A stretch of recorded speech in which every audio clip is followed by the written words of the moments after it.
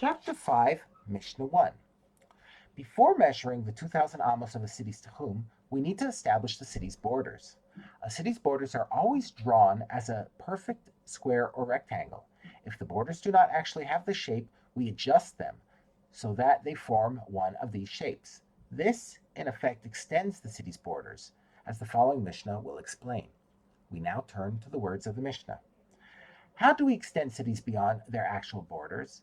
If a city does not have a wall around it, but rather its wall is a row of attached houses at the edge of the city, and in one place there is a house that is recessed into the city, and in another place there is a house that juts out beyond it, or if the city has a wall and there is a tower that is recessed into the wall, and there is a tower that juts out beyond the rest of the wall, or if just outside the city there were broken walls of a ruined home that are 10 tefachim high, or bridges or tomb buildings in which there is a place for a guard to live, in all of these cases, we move the line from which we begin measurement of the city's tehum out to a point opposite these places.